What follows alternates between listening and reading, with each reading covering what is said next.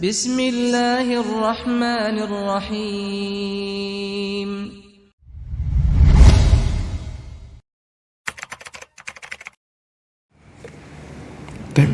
Ada yang hafal hadis 24? Hadis 24 ya. Terakhir hadis 23. Hadis 24.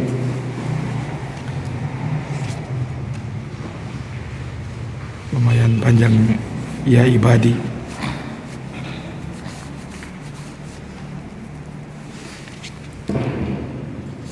Bismillah. Hadis ke-24 An Abi Dzar Al-Ghifari radhiyallahu ta'ala anhu an Rasulullah sallallahu alaihi wasallam fima yarwi an Rabbi azza wa jalla anhu qala ya ibadi inni haramtu dhulma ala nafsi faja'tu bainakum haraman fala tadhalamu ya ibadi kullukum dhalim illa man hadaytahu fastahduni ahdikum ya ibadi kullukum ja'ikun illa man aqsamtu at'amtu fastat'imuni at'imkum ya ibadi kullukum ra'in illa man kasawtu fastaksuni aksukum ya ibadi innakum tukhtimuna bil-laili wan-nahar wa ana aghfiru jami'an fastaghfiruni astaghfir lakum ya ibadi innakum la tadurru dhurri fatadurruni wa la tadurru naf'i fatanfa'uni ya ibadi law anna awwalakum wa akhirakum wa insakum wa jinnakum kana ala qalbi rajulin wahidin minkum ma zada dhalika min mulki syai'a ya ibadi law anna awwalakum wa akhirakum wa insakum wa jinnakum kana ala qalbi rajulin wahidin minkum ma naqasa dhalika min mulki syai'a ya ibadi law anna awwalakum wa akhirakum wa insakum wa jinnakum qumu fi sa'idin wahidin fas'aluni fa'ataitu kulla insanin mas'alatahu ya ibadi mas'alatahu ma naqat ma yanqusu dhalika mimma indi illa kama yanqusul mikhyatu idza udkhila al-bahra ya ibadi innama hiya a'malukum usiha lakum thumma uwaffikum iyyaha ya ibadi faman wajada khairan falihmadillah faman wajada ghayra dhalika fala yalumanna illa nafsahu rawahu Muslim. Hadis khamis asyar. Hadis ke-25 dari Abu Dzar Al-Ghifari radhiyallahu ta'ala anhu qala inna unasan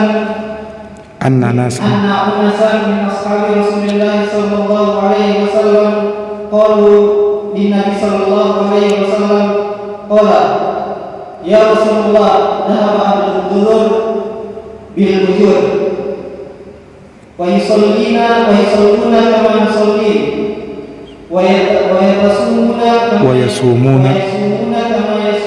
kama nasumu wa yatasaddaquna bi fuduli amwalihim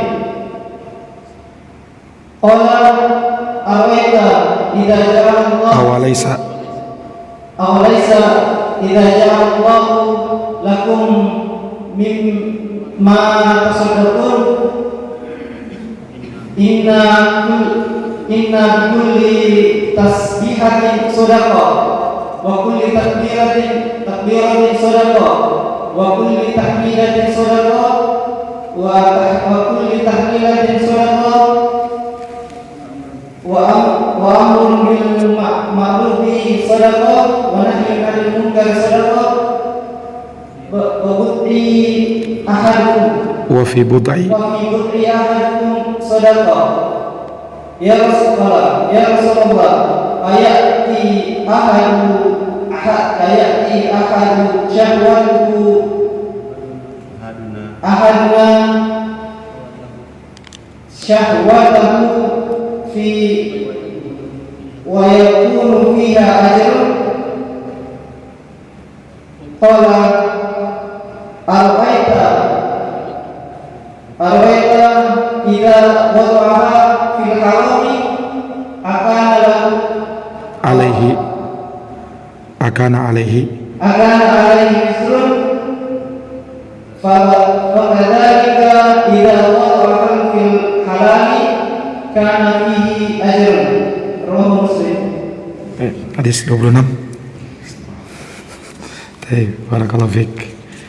Siapa yang mau baca hadis 26? Hadis ke-26 hampir mirip dengan hadis sebelumnya. Kullu sulama minan nasi alaihi sadaqah.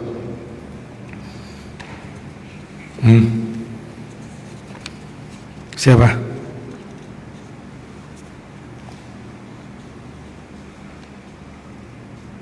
Mana Subhan?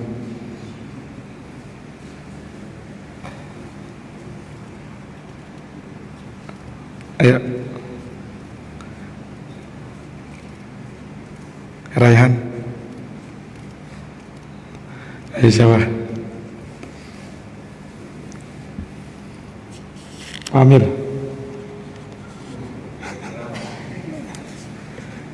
Ayo Pak Arafat. Wassalam. Ayo siapa? Masa tidak ada yang hafal? Kullu sulama minan nasi alaihi sadaqah wa kullu yawmin tatlu'u fi syamsu ta'dilu baina snaini sadaqah wa tu'inu rajul fi dabatihi fatahmiluhu alaiha aw tarfa'u lahu alaiha mata'ahu sadaqah wal kalimatu tayyibatu sadaqah wa bi kulli khatwatin tamshiha ila salati sadaqah wa tumitul adha anit tariqi sadaqah. Hadis 27 Anin Nawas bin Sim'an Anin Nabi SAW qala al-birru husnul khuluq wal ismu mahaka fi nafsik wa karihta yattali'a alaihi nas. Nah, nanti disetor ya. Baik. Kita masuk hadis berikutnya.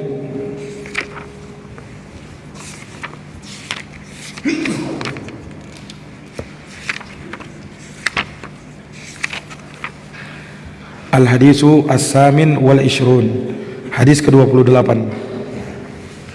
Kata Imam Nawawi rahimahullahu taala, an Abi Najih al-Irbad ibn Sariyah radhiyallahu anhu qala, wa'adhana Rasulullah sallallahu alaihi wasallam mau'izatan balighatan wajilat minha al-qulub wa dharafat minha al-uyun.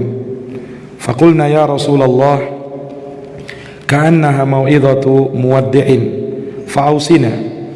قال أوصيكم بتقوى الله عز وجل والسمع والطاعة وإن تأمر عليكم عبد حبشي فإنه من يعش منكم فسيرى اختلافا كثيرا فعليكم بسنتي وسنة الخلفاء الراشدين المهديين عضوا عليها بالنواجذ وإياكم ومحدثات الأمور فإن كل بدعة ضلالة.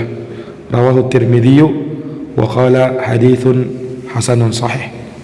طيب. بسم الله الرحمن الرحيم. الحمد لله رب العالمين وبه نستعين على أمور الدنيا والدين.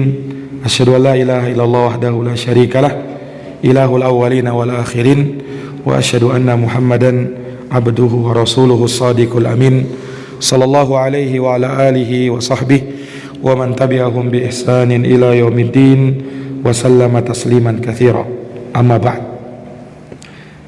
Ikhwani fi din azani Allah wa iyyakum. Hadis yang ke-28 ini diterima dari sahabat Abu Najih, namanya Al-Irbad ibnu Sariyah. Nah, beliau As-Sulami dari Bani Sulaim. Dan beliau ini juga termasuk sahabat Ahlus Suffah yang tinggal di masjid karena mereka tidak punya rumah dan miskin. Akhirnya mereka pun tinggal di emperan-emperan masjid. Nah, dan beliau termasuk dari sahabat as-sabiqun al-awwalun yang pertama-tama masuk Islam. Bahkan sahabat Al-Irbad ibnu Sariyah ada yang mengatakan beliau orang yang keempat yang masuk ke dalam Islam. Ini menunjukkan bahwa sahabat Irbad ibnu Sariyah ini sahabat senior. Nah, dan beliau juga dikenal dengan kathirul buka, sahabat yang sangat sering menangis. Nah, ketika membaca Al-Quran atau mendengarkan ayat-ayat Al-Quran. Beliau wafat di negeri Syam, atau disebutkan bahwasanya tatkala Nabi SAW wafat, maka beliau tinggal di negeri Syam, tepatnya di Hims. Nah, tidak banyak hadis yang beliau riwayatkan, ada sekitar 31 hadis. Beliau wafat pada tahun 75 Hijriah. Beliau wafat pada tahun 75 Hijriah. Nah, beliau meriwayatkan hadis ini di mana beliau bercerita, wa'adhana Rasulullah sallallahu alaihi wasallam mau'idhatan balighah. Rasulullah SAW pernah menasihati kami, memberikan wejangan kepada kami dengan wejangan yang sangat mendalam. Ini menunjukkan bahwa dari kebiasaan Nabi, beliau memberikan nasihat dan wejangan kepada para sahabat. Beliau memberikan nasihat dan wejangan kepada para sahabat. Wajilat minhal qulub wa darafat minhal uyun. Dan Nabi SAW memberikan wejangan yang sangat mendalam sehingga membuat hati itu bergetar karenanya, dan air mata pun berlinang karenanya. Ini menunjukkan bahwasanya nasihat dan wejangan yang diberikan oleh Nabi SAW kepada para sahabat itu nasihat dan wejangan yang sangat menyentuh, sehingga menjadikan hati dan air mata berlinang karenanya. Hati bersedih, air mata berlinang. Nah, ini menunjukkan bahwasanya nasihat yang diberikan oleh Nabi ketika itu nasihat-nasihat yang berisi peringatan-peringatan, entah itu dengan api neraka, entah itu dengan siksa neraka atau azab di dalam kubur, hukuman dan dosa bagi orang-orang yang bermaksiat. Iya, ini nasihat Nabi SAW.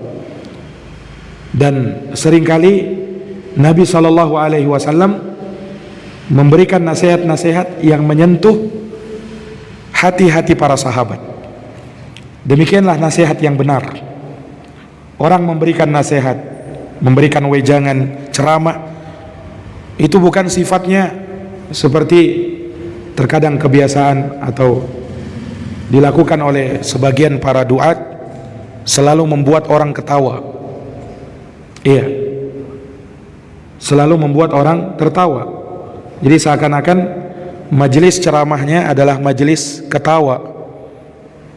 Iya, tidak ada nasihat yang bisa diambil, pelajaran yang bisa diambil kecuali lucu-lucunya.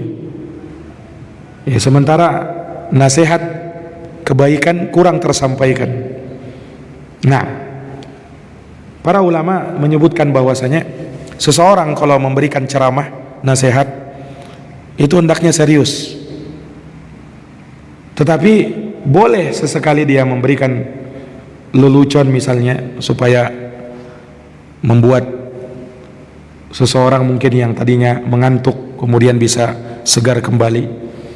Tetapi kata sebagian alim, lelucon dalam ceramah itu itu bagaikan bumbu masakan. Artinya apa?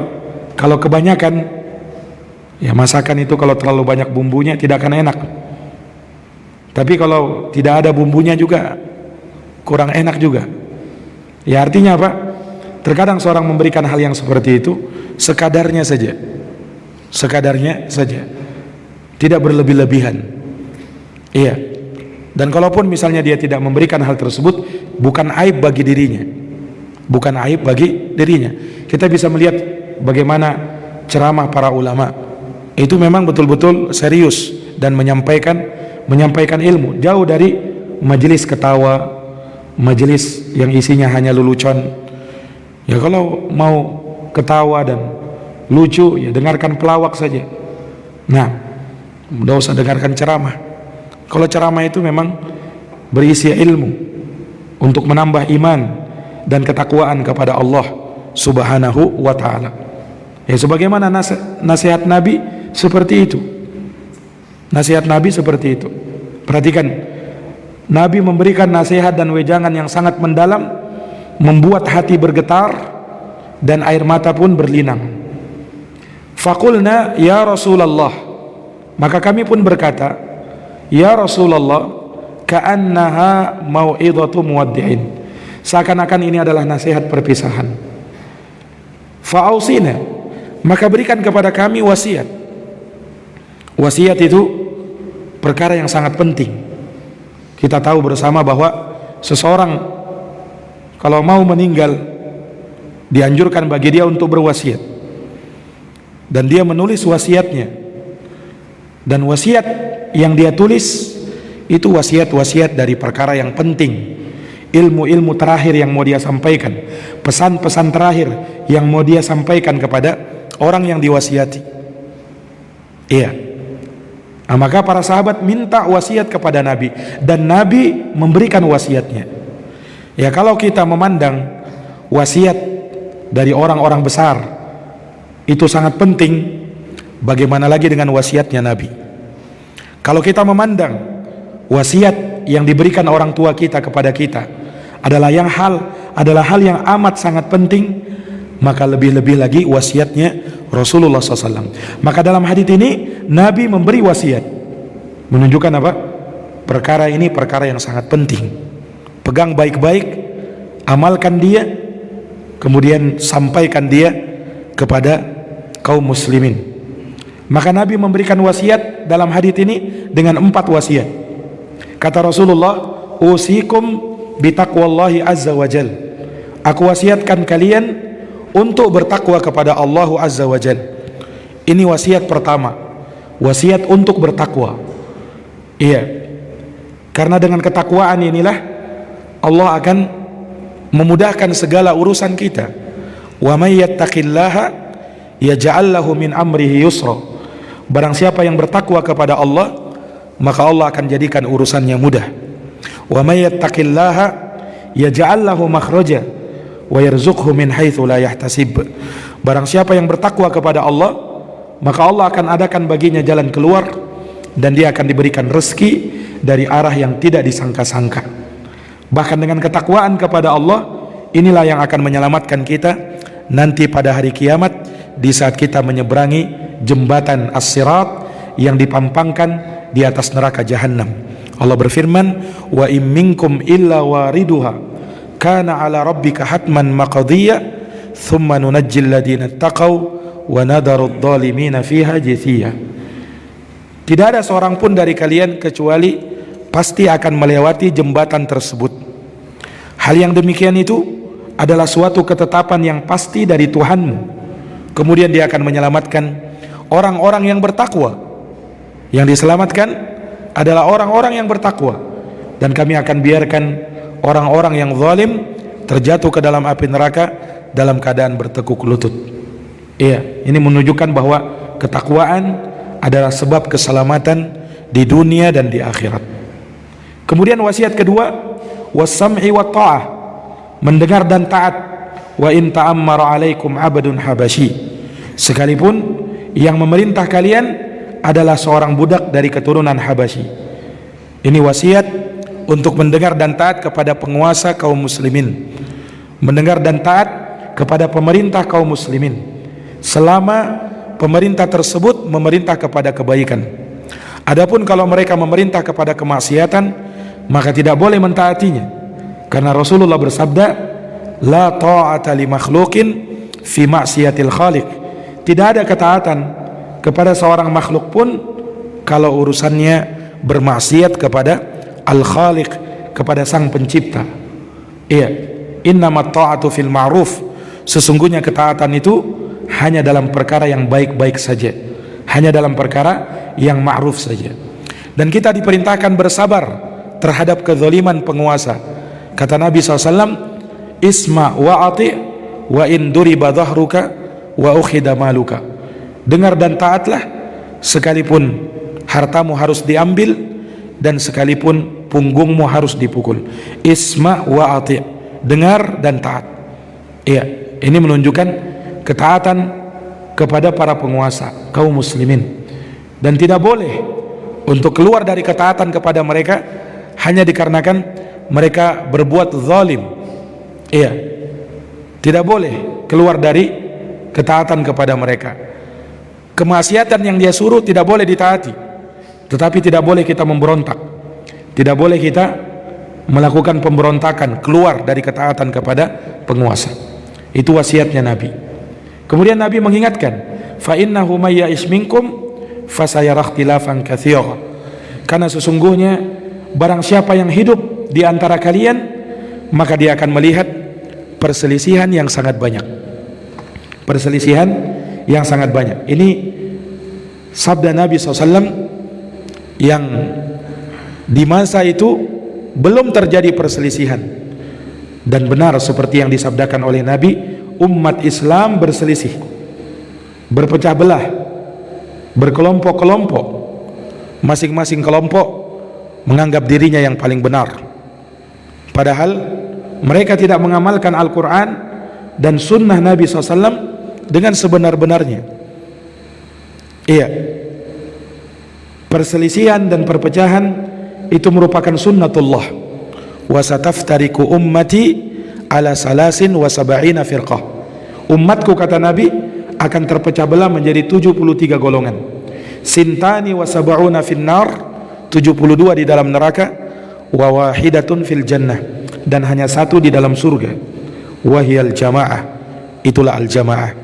Al-jamaah ditafsirkan oleh Nabi sendiri, ma ana alaihi al-yawma wa ashabi, yaitu mereka yang berada di atas jalan yang aku pijaki dan jalannya para sahabatku. Nah, maka solusi dari perselisihan dan perpecahan adalah dengan kembali kepada Al-Quran dan sunnah Nabi sesuai dengan pemahaman para sahabat, para salafus saleh ridwanullah alaihim ajma'in. Nah, kemudian wasiat Nabi yang ketiga, fa'alaikum bisunnati, maka wajib bagi kalian berpegang teguh dengan sunnahku, wa sunnatil khulafa'ir rasyidin al-mahdiyyin, kemudian sunnahnya para khulafa ar-rasyidin, para khulafa yang mendapat petunjuk, al-mahdiyyin yang mendapatkan hidayah dari Allah Subhanahu wa taala, yakni para khulafa yang 4, Abu Bakar, Umar, Utsman dan Ali. Ini sebagai wakilnya para sahabat dan orang terbaiknya para sahabat, Abu Bakar, Umar, Utsman dan Ali ridwanullah alaihim ajma'in. Nah, di sini Nabi tidak hanya mencukupkan dengan berpegang teguh kepada sunnahnya, tetapi beliau juga memerintahkan untuk berpegang teguh dengan sunnahnya para sahabat, terutama 4 khalifah itu. Terutama 4 khalifah itu. Ini menunjukkan kepada kita bahwasanya berpegang teguh kepada sunnah saja tidak cukup. Dia mesti berpegang teguh kepada sunnah Nabi dan sunnahnya para sahabat. Iya, makanya kita pahami Quran dan sunnah dengan pemahaman para sahabat, dengan pemahaman para sahabat. Kemudian kata Nabi, addu alaiha bin nawajid, gigitlah dengan gigi gerahammu. Gigi geraham itu gigi yang paling kuat, menunjukkan bahwa pegang kuat dia, jangan sampai lepas.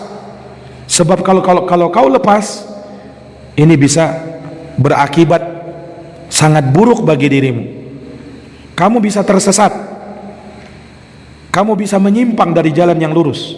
Makanya pegang itu sunnah dengan baik, pegang kuat-kuat, jangan sampai lepas. Ini menunjukkan kepada kita bahwa terkadang ada orang berpegang teguh kepada sunnah, tetapi dia tidak bisa istiqomah. Di kemudian hari dia melepas sunnah itu. Nah, wal iyadu billah. Tadinya mendapat hidayah, berada di atas sunnah, kemudian setelah itu dia pun pergi dari sunnah tersebut. Dia pun apa? Keluar dari jalan sunnah tersebut. Dan ini adalah kerugian yang nyata. Iya, seseorang yang sudah mengenal Islam dengan baik, mengenal sunnah dengan baik, kemudian setelah itu dia lepaskan hal tersebut, ini kerugian yang sebenar-benarnya kerugian. Iya. Kemudian setelah itu Nabi memberikan wasiat, wa iyyakum wa muhdatsatil umur, dan hati-hati kalian dari perkara-perkara yang baru. Fa inna kulla bid'atin dhalalah, karena sesungguhnya setiap perkara yang baru, yaitu perkara bid'ah, itu adalah kesesatan. Maka Nabi memperingatkan dari bahaya bid'ah, perkara baru dalam urusan agama yang tidak pernah dituntunkan dan diajarkan oleh Nabi sallallahu alaihi wasallam. Iya, bid'ah itu tidak terjadi di zaman Nabi, tapi Nabi sudah peringatkan. Ini menunjukkan bahwa perkara bid'ah ini dari perkara yang kita wajib waspada darinya. Bayangkan Nabi pada setiap khutbahnya di khutbatul hajah selalu mengingatkan hal ini. Wa iyyakum wa muhdatsatil umur, fa inna kulla muhdatsatin bid'ah wa kulla bid'atin dhalalah wa kulla dhalalatin finnar. Itu selalu diulang-ulang oleh Nabi. Mengapa diulang-ulang? Tidaklah itu diulang-ulang melainkan pentingnya perkara ini. Iya. Tapi di zaman sekarang orang seakan fobia dengan kalimat bid'ah itu. Seakan-akan itu suatu momok yang dengannya seseorang bisa dicela. Ini tukang bid'ah-bid'ahkan orang ini. Nah, padahal yang menyebut bid'ah itu bukan kita. Yang menyebut bid'ah itu Nabi SAW. Dan Nabi sering mengulang-ulangnya. Apakah salah kita menyebut kata bid'ah itu, kemudian memperingatkan umat darinya? Nah, makanya pelajari agama itu dengan baik. Ada sunnah, ada bid'ah, ada tauhid, ada syirik, ada taat, ada kemaksiatan, dan itu selalu berpasangan. Seseorang tidak mungkin bisa berpegang teguh dengan sunnah kecuali dia harus tahu apa itu bid'ah. Tidak mungkin bisa sempurna berpegang teguhnya dia dengan sunnah sebelum dia tahu apa itu bid'ah. Kalau dia malas tahu terhadap bid'ah, tidak usah kita pelajari bid'ah, tidak usah kita peringatkan umat dari bid'ah, ajarkan saja kebaikan. Ini namanya meninggalkan satu sisi yang penting dari agama kita. Apa itu? Melarang dari kemungkaran. Bukankah kita itu harus beramar ma'ruf nahi mungkar? Beramar ma'ruf, perintahkan manusia bertauhid, perintahkan manusia berpegang teguh dengan sunnah, perintahkan manusia untuk melakukan ketaatan, itu amar ma'ruf. Tapi jangan lupa nahi mungkarnya. Nahi mungkarnya apa? Peringatkan manusia dari kesyirikan, peringatkan manusia dari bahaya bid'ah, peringatkan manusia dari bahaya kemaksiatan. Itu nahi mungkar. Mau kita tinggalkan itu? Sementara agama kita itu dibangun di atas al-amru bil ma'ruf wan nahyu anil munkar, memerintahkan kepada yang ma'ruf dan mencegah dari kemungkaran. Maka itu dari perkara yang tidak mungkin bisa lepas. Maka inilah 4 wasiat Nabi: bertakwa kepada Allah, mendengar dan taat kepada penguasa, berpegang teguh kepada sunnah Nabi dan sunnah sahabat, kemudian memperingatkan dari bahaya bid'ah dan perkara baru dalam urusan agama. Kata Imam Nawawi, rawahu Tirmidzi wa qala haditsun hasanun sahih. Hadisnya riwayat Tirmidzi, dan Tirmidzi berkata hadisnya hasan sahih. Baik, kita masuk pada al-haditsut tasi' wal 20. Ini juga hadisnya cukup panjang. Kata beliau, wa an Mu'ad ibni Jabal radhiyallahu taala an, dari Mu'ad bin Jabal, semoga Allah meridhoinya. Qala, beliau berkata, qultu ya Rasulullah, aku pernah bertanya, ya Rasulullah, akhbirni bi amalin, kabarkan kepadaku suatu amalan, yudkhilunil jannah wa yubaiduni anin nar, yang bisa memasukkan aku ke dalam surga dan menjauhkan diriku dari api neraka. Perhatikan pertanyaan sahabat. Ini pertanyaan yang sangat mendalam, pertanyaan kejujuran seseorang yang menginginkan kebaikan, yaitu apa?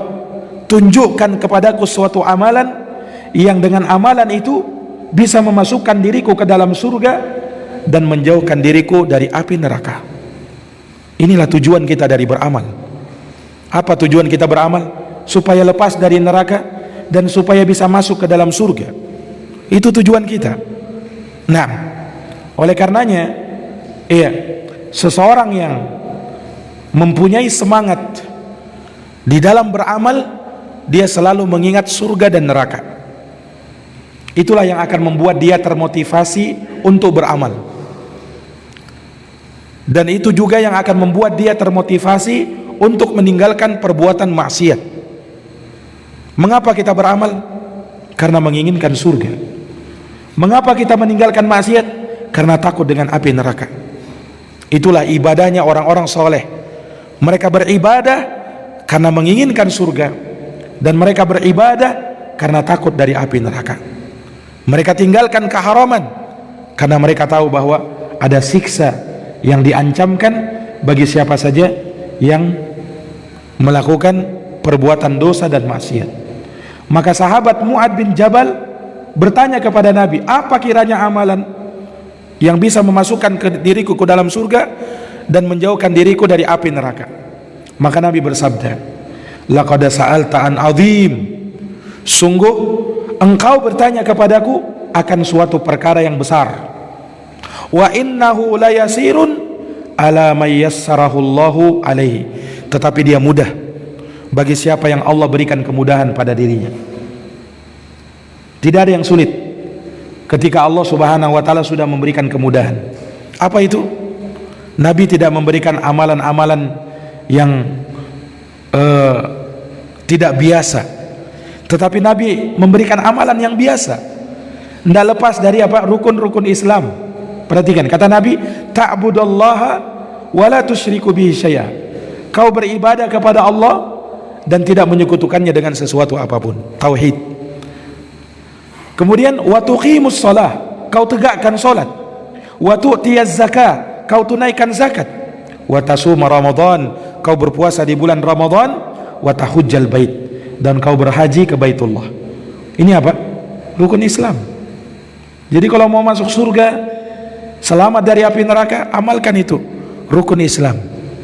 Nah, artinya dengan sekedar itu sudah cukup bisa memasukkan diri kita ke dalam surga.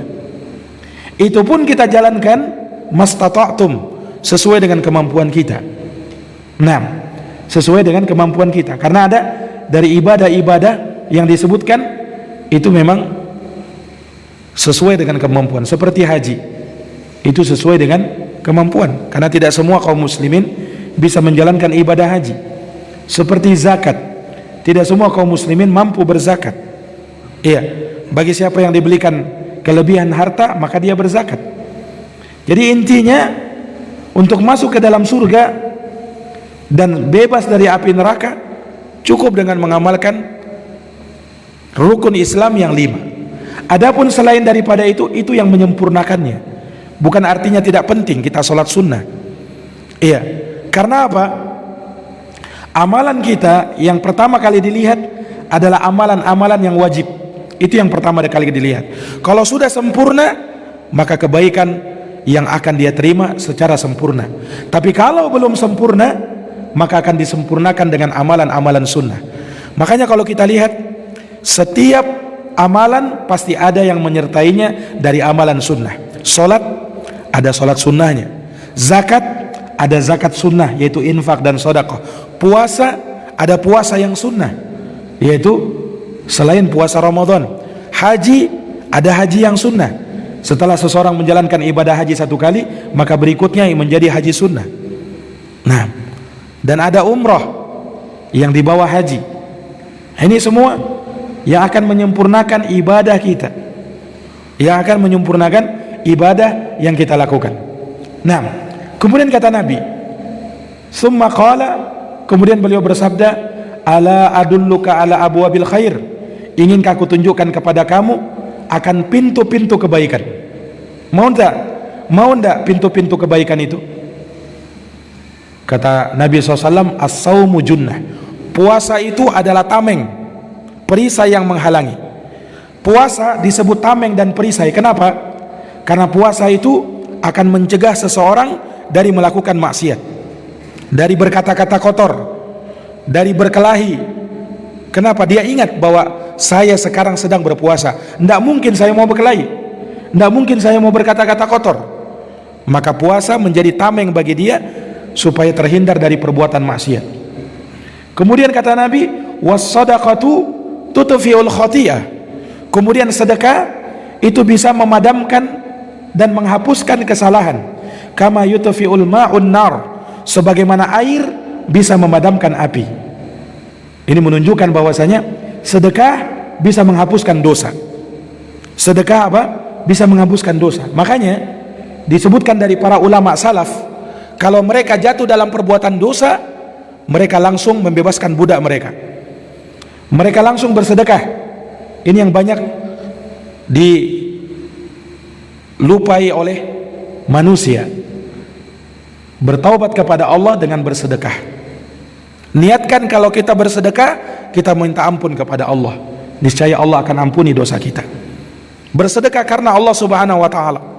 Sebagaimana sabda Nabi di sini, sedekah itu bisa apa? Menghapuskan kesalahan, sebagaimana air bisa memadamkan api. Kalau ada api kita siram air, padam tidak? Akan padam itu air, akan padam itu api. Maka demikian pula sedekah akan memadamkan dosa, akan menghapuskan dosa kita. Nah, makanya ulama salaf dulu seperti itu. Mereka jatuh dalam dosa, mereka langsung sedekah. Mereka langsung bersedekah. Ini para hadirin yang dirahmati oleh Allah. Kemudian kata Nabi, wa salatur rajuli min jawfil lail, dari pintu-pintu kebaikan salatnya seseorang di malam hari, yaitu qiyamul lail, salat tahajud. Nah, ini dari pintu kebaikan yang sangat baik. Kemudian beliau membaca ayat summa tala tatajafa junubuhum anil madaji', lambung-lambung mereka itu jauh dari tempat tidurnya. Ini ayat mengisyaratkan apa? Orang-orang yang dia memanfaatkan waktu malamnya, terutama sepertiga malam terakhir, untuk beribadah kepada Allah, bermunajat kepada Allah. Lambung-lambung mereka jauh dari tempat tidur mereka, karena mereka mengerjakan sholat, karena mereka beribadah kepada Allah. Nah, dan hendaknya sholat malam ini kita melatih diri kita untuk hal tersebut. Iya, melatih diri kita untuk hal tersebut. Manfaatkan waktu kita itu untuk apa? Untuk kita menjalankan ibadah di malam hari. Itu ibadahnya orang-orang yang ikhlas. Kenapa? Tidak ada yang bisa melihat dia, dan tidak ada yang tahu bahwa dia beribadah kecuali Allah Subhanahu wa taala, kemudian dirinya sendiri. Tidak ada yang memperhatikan. Iya, seseorang bisa mudah beribadah kepada Allah ketika di masjid karena banyak orang. Tetapi kalau beribadah di rumah sendirian, ini yang terkadang berat. Itu butuh keikhlasan yang besar, itu butuh keikhlasan yang tinggi. Nah, subhanallah, ada satu kisah dikisahkan dari para ulama kita.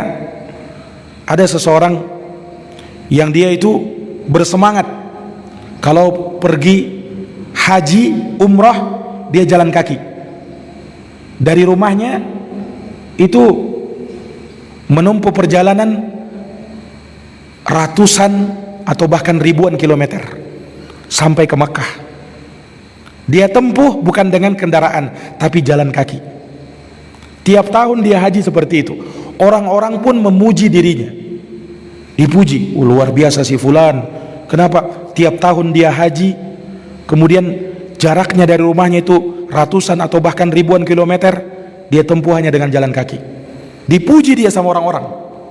dan dia menjalankan ibadah tersebut tiap tahun seperti itu. Maka suatu hari di suatu malam dia tinggal bersama ibunya. Tengah malam ibunya memanggil anaknya ini. Tengah malam dianya sedang tidur, mengantuk, betul-betul mengantuk. Ibunya berkata, "Nak, tolong ambilkan ibu air di dapur. Ibu sedang kehausan." Maka orang ini mendengar permintaan ibunya, dia sangat malas untuk bangun ketika itu. Berat bagi dia bangun. Bahkan sedikit gusar hatinya. Kenapa tengah malam ini? Coba mintanya mungkin di awal-awal malam, atau ini saya sedang ngantuk-ngantuknya ini. Nah, tetapi setelah itu dia sadar, subhanallah, ini saya hanya diminta sama ibu saya untuk mengambil air tidak jauh, hanya melangkahkan kaki ke dapur saja. Kok berat-beratnya bagi saya, sementara saya tiap tahun itu pergi ribuan kilometer, perjalanan sangat jauh untuk ke Mekah. Itu saya ringan melangkahkan kaki saya, kok ini kok berat sekali, kenapa? Baru beliau sadar, oh ternyata selama ini saya pergi haji itu saya semangat, tidak ada perasaan letih, lelah. Karena apa? Karena orang lain memperhatikan saya, orang lain memuji saya. Nah ini di malam hari, tengah malam ibu saya perintahkan, tidak ada orang melihat saya, makanya saya berat. Baru dia sadar, ternyata selama ini saya beramal bukan karena Allah subhanahu wa ta'ala, tetapi ada riya di dalam diri saya. Andaikan niat saya benar, ini saya tidak akan sulit bagi saya untuk melangkahkan kaki ke dapur, hanya sekedar mengambil air untuk ibu saya lagi. Dan itu kewajiban. Memenuhi perintah orang tua itu kewajiban. Iya, sementara dia haji tiap tahun, itu kan sunnah saja. Haji pertama itu yang wajib, haji berikutnya itu sunnah. Nah, sementara memenuhi perintah orang tua itu wajib. Nah, sementara dia berat untuk melakukan hal tersebut. Ternyata selama ini apa? Ada sesuatu yang di dalam dirinya dari ketidakikhlasan. Baru dia sadar. Maka terkadang seseorang itu beramal, semangat beramal, kenapa? Karena ada orang lain. Iya. Makanya banyak-banyak melatih diri dengan keikhlasan untuk apa? Untuk kita mengerjakan ibadah di malam hari, sholat malam. Ya.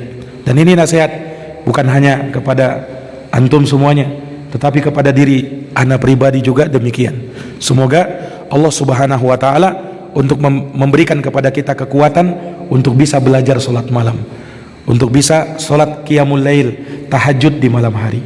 Amin ya rabbal alamin. Ikhwani fiddin azani Allah wa iyyakum.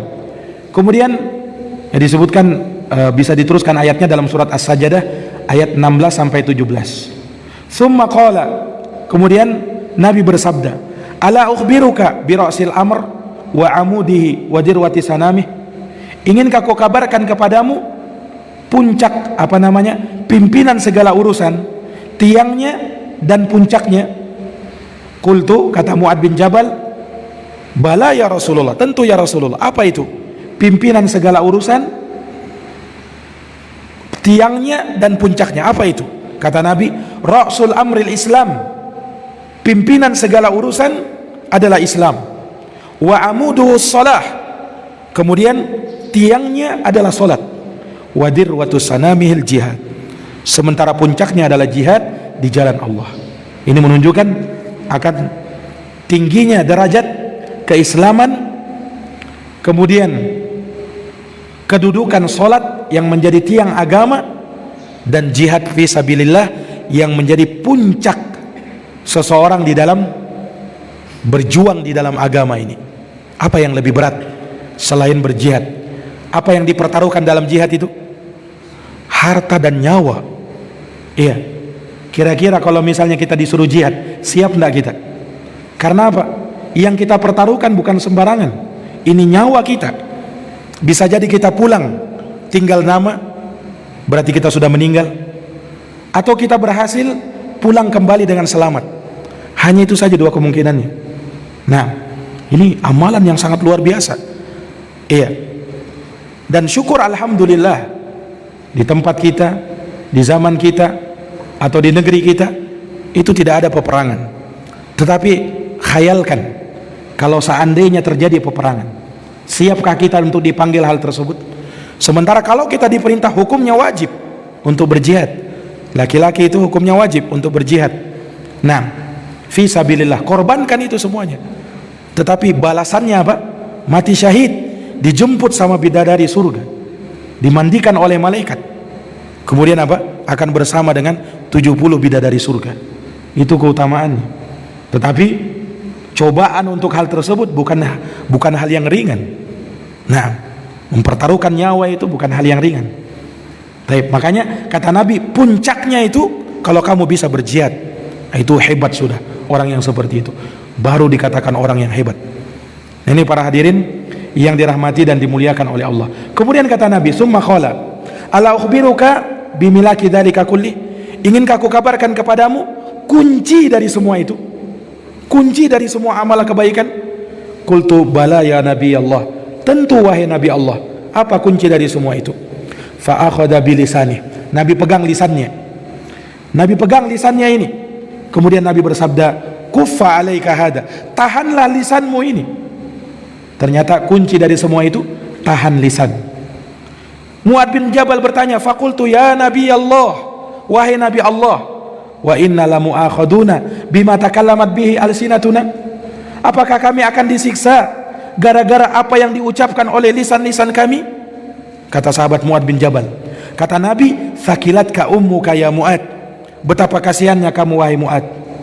Wa hal yakubbun nas finnari ala wujuhihim, tidaklah manusia dijerembabkan ke dalam api neraka di atas hidung-hidung mereka, di atas wajah-wajah mereka. Ala wujuhihim au ala manakhirihim, tidaklah hal tersebut terjadi illa hasaidu alsinatihim, kecuali itu disebabkan oleh karena lisan-lisan mereka. Subhanallah. Perhatikan jamaah sekalian, orang itu bisa diazab oleh Allah gara-gara lisannya. Hati-hati dengan lisan ini. Nah, hati-hati dengan lisan ini. Betapa banyak seseorang terjerumus ke dalam neraka gara-gara lisan. Makanya dari wasiatnya Nabi, amsik alaika lisanak, tahanlah lisanmu. Wabaki ala khati'atik, tangisi dosamu. Wal yasa'ka baituka, kemudian hendaknya kamu merasa lapang tatkala kamu berada di dalam rumahmu. Nah, perhatikan, orang bisa dijerembabkan ke dalam neraka di mana? Di atas wajah atau di atas hidung. Orang Pak kalau disiksa, diseret ke dalam neraka. Kalau di dunia kan orang itu diseret, bagaimana caranya diseret? Mungkin dia diseret pantatnya yang terseret, atau mungkin kakinya, lututnya yang terseret. Kalau di neraka orang diseret, wajahnya yang diseret. Bagaimana itu? Dibalik, kemudian wajahnya di bawah, lalu diseret. Bayangkan, seperti itu diseretnya kita, seseorang nanti di neraka, na'udzubillah.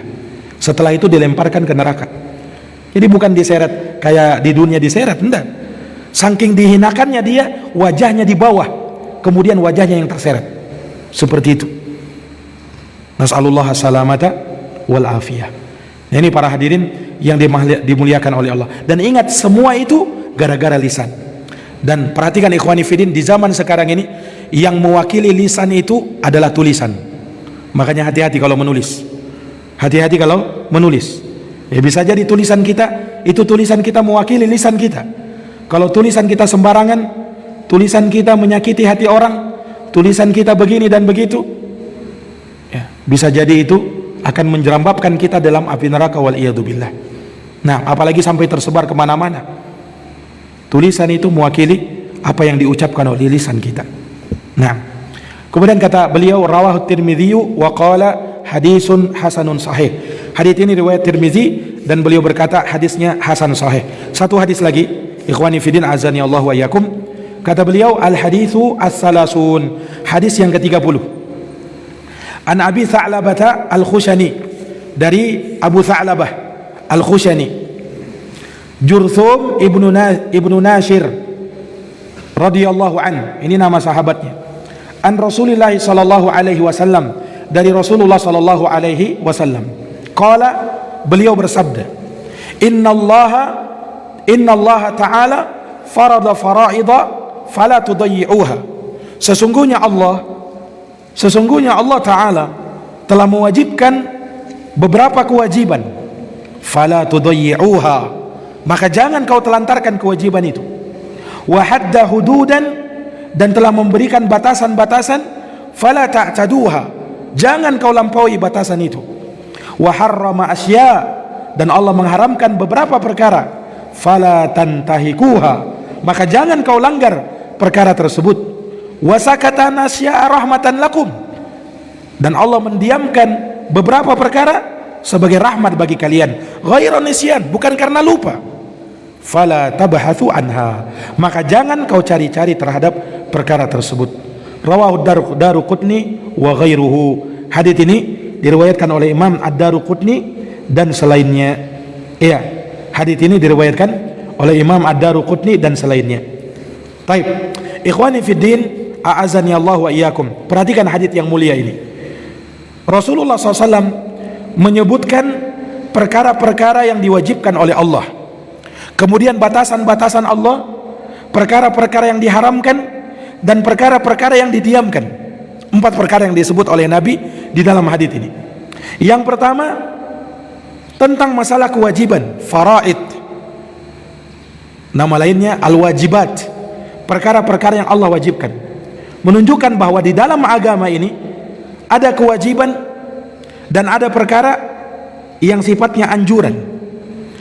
Maka kita harus punya skala prioritas di dalam beramal. Jangan sampai keliru dalam beramal. Dahulukan dulu yang wajib-wajib, baru yang sunnah-sunnah. Jangan sampai kita tertipu oleh syaitan. Kadang sebagian orang ditipu oleh syaitan. Caranya bagaimana? Dia disibukkan dengan amalan-amalan sunnah, tapi dia menelantarkan amalan kewajiban. Hati-hati yang seperti ini. Nah, sibuk dia sholat malam, sampai pada akhirnya dia tidak sholat subuh. Padahal sholat subuh itu wajib, sholat malam hukumnya sunnah.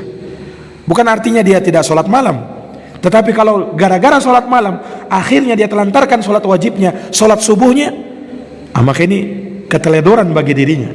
Jangan sampai kau lewatkan kewajiban. Kewajiban itu yang terpenting. Jangan sampai salah, jangan sampai keliru. Nah, maka ini ikhwani fiddin, a'azzani Allahu wa iyyakum. Jadi kita punya skala prioritas di dalam agama ini. Iya, amalkan apa yang menjadi rukun-rukun Islam. Salat, kemudian zakat, kemudian puasa, atau salat, zakat, puasa, haji. Dan tentunya kita semua sudah bersyahadat, syahadat la ilaha illallah Muhammad Rasulullah. Prioritaskan hal yang ini. Nah, kemudian kalau kita sudah mantap dari 5 ini, amalkan yang lainnya dari perkara-perkara sunnah. Amalkan yang lainnya dari perkara-perkara sunnah. Perhatikan, Allah mewajibkan beberapa kewajiban. Jangan sampai kau telantarkan. Jangan sampai kau telantarkan. Kemudian Allah menetapkan batasan-batasan. Ini perkara yang kedua. Ada batasan-batasan, jangan kau lampaui batasan itu. Makanya setiap ibadah ada batasannya. Dan ditetapkan ada batasan. Wudu misalnya, wudu itu 3 kali. Tidak boleh lebih daripada itu. Batasannya 3. Makanya kalau ada yang berwudu lebih dari 3 kali, kata Nabi apa? Faqada asa'a wa ta'adda wa zalama. Sungguh dia telah berbuat jelek, melampaui batas, dan berbuat kezaliman. Kenapa? Melampaui batas. Nah, demikian pula ibadah yang lainnya. Allah sudah tetapkan batasan-batasannya. Bersalawat kepada Nabi ada batasannya. Jangan bikin salawat-salawat sendiri-sendiri. Jangan bikin salawat-salawat yang tidak pernah dicontohkan dan diajarkan oleh Nabi. Sahabat saja itu minta kepada Nabi bagaimana cara bersalawat kepada Nabi. Bukan mereka tidak bisa membuat salawat. Datang kepada Nabi, ya Rasulullah, kami sudah tahu bagaimana caranya mengucapkan salam kepadamu. Wa kaifa nusalli alaika, tapi kami belum tahu bagaimana cara bersalawat kepadamu. Ajarkan kepada kami cara bersalawat. Baru diajarkan oleh Nabi kepada sahabat cara bersalawat. Itulah salawat Ibrahimiyah yang sudah kita hafalkan bersama. Itu salawat yang paling utama. Jangan lagi mau bikin salawat inilah, salawat itulah, ya. sebagai tandingan-tandingan. Bahkan disebutkan apa? Siapa yang mengucapkan salawat ini sebanyak 1000 kali, maka akan dapat keutamaan begini dan begini. Siapa yang mengucapkan salawat ini sebanyak 444 kali, maka dapat keutamaannya begini. Ini bikin salawat sendiri, bikin keutamaan sendiri. Nanti bikin surga sendiri. Nah, karena sudah membuat apa? Perkara baru di dalam agama Allah Subhanahu wa taala. Dan itu melampaui batas namanya. Melampaui apa? Melampaui batasan. Ada batasannya dalam beragama, jangan kau lampaui. Fala ta'taduha. Kemudian wa harrama asya, Allah mengharamkan beberapa perkara, fala tantahikuha, jangan kau langgar itu. Allah haramkan beberapa perkara, tidak banyak disebut asya, karena yang halal itu jauh lebih banyak daripada yang haram. Haram itu sedikit. Nah, jangan kau langgar itu, jangan kau melanggar itu. Kemudian yang terakhir, wasakata an asya'a rahmatan lakum, Allah mendiamkan beberapa perkara sebagai rahmat untuk kalian. Fala tabahatu anha, jangan kau cari-cari terkait dengan hal tersebut. Allah diamkan beberapa perkara itu sebagai rahmat. Artinya begini, kadang ada suatu perkara tidak ada hukumnya. Kalau dalam perkara dunia, maka hukum asalnya adalah halal. Dalam perkara dunia itu hukum asalnya apa? Halal, sampai ada dalil yang mengharamkannya. Berbeda kalau dalam hal ibadah. Kalau ibadah hukum asalnya apa? Haram dikerjakan, sampai ada dalil yang menyebutkan ini adalah ibadah, disyariatkan, baru kita kerjakan. Maka inilah 4 perkara yang hendaknya kita perhatikan. Kata Imam Nawawi, rawahu Ad-Daruqutni wa ghairuhu.